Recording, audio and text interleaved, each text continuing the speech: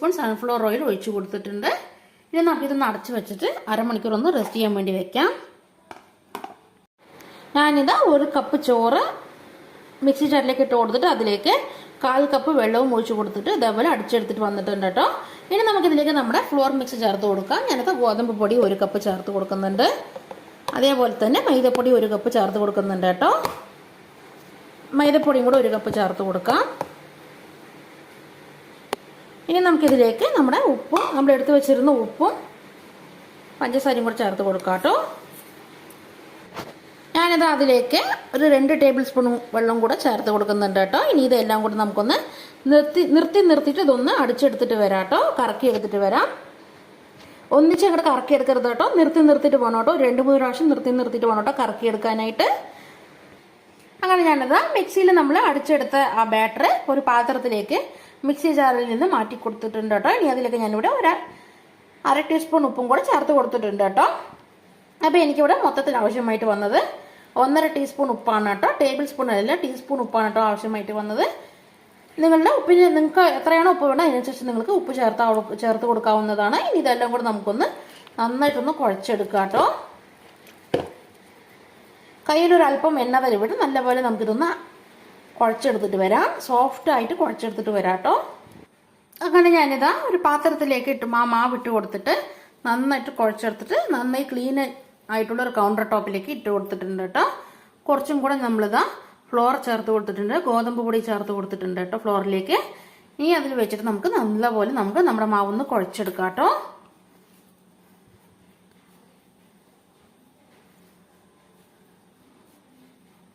നല്ലപോലെ നമ്മുടെ മാവ് സോഫ്റ്റായി വരാനാണ് കേട്ടോ നമ്മൾ ഇവിടെ നല്ലപോലെ ഇങ്ങനെ കൗണ്ടർ ടോപ്പിലിട്ട് കുഴച്ചെടുക്കുന്നത്.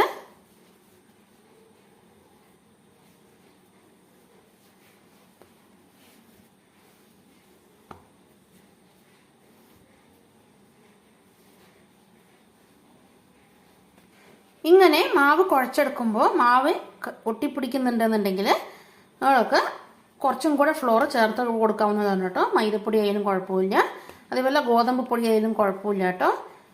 കുറച്ചും കൂടെ ഫ്ലോർ ചേർത്ത് കൊടുത്തിട്ട് നല്ലപോലെ കയ്യിലൊന്നും ഒട്ടാത്ത വിധത്തിൽ കുഴച്ചെടുക്കുക കേട്ടോ.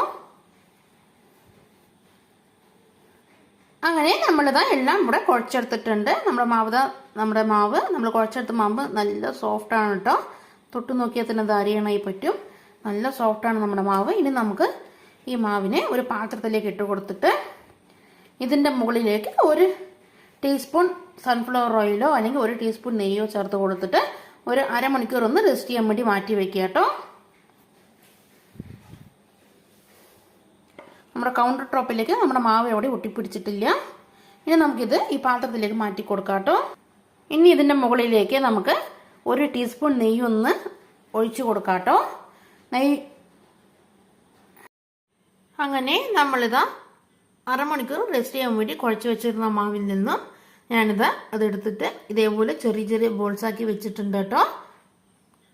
ഇനി ഇതിൽ നിന്ന് നമുക്ക് ഓരോന്നോരോന്നായി എടുത്തിട്ട് നമ്മുടെ ഈ ഗോതമ്പ് പൊടിയിലേക്ക് വീറ്റ് ഫ്ലോറിലേക്ക് ഒന്ന് ഡിപ്പ് ചെയ്ത് കൊടുക്കുക. ഞാനിതവിടെ കുറച്ച് ഗോതമ്പ് പൊടി ക്ലീൻ ആയിട്ടുള്ള കൗണ്ടർ ടോപ്പിലേക്ക് ഇട്ട് കൊടുത്തിട്ടുണ്ട് കേട്ടോ.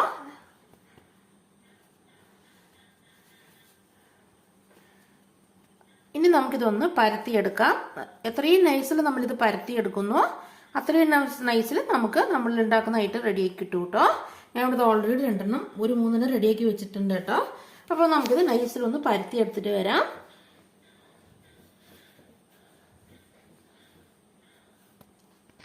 അങ്ങനെ ഇതാ നമ്മൾ പരത്തിയെടുത്തിട്ടുണ്ട്. ഇനി നമുക്കിതൊന്ന് കത്തി കൊണ്ട് ഞാൻ ചെയ്യുന്ന പോലെ ഇതേപോലെ ചെയ്തെടുക്കാം കേട്ടോ. ലൈൻ ഇട്ട് കൊടുക്കാം.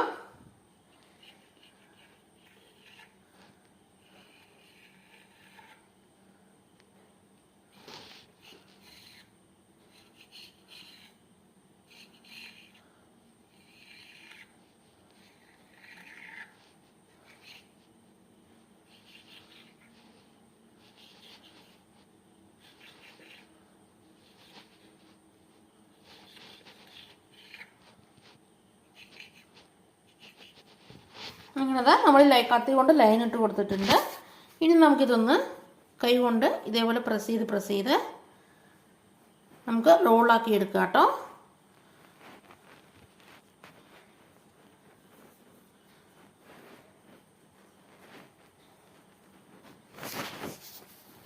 നമ്മളിതാ ഇങ്ങനെ ആക്കി എടുത്തിട്ടുണ്ട്. ഇനി നമുക്കിതൊന്ന് ഇതേപോലെ റോൾ ചെയ്തെടുക്കാം. ഇതേപോലെ റോൾ ചെയ്തെടുക്കാം കേട്ടോ.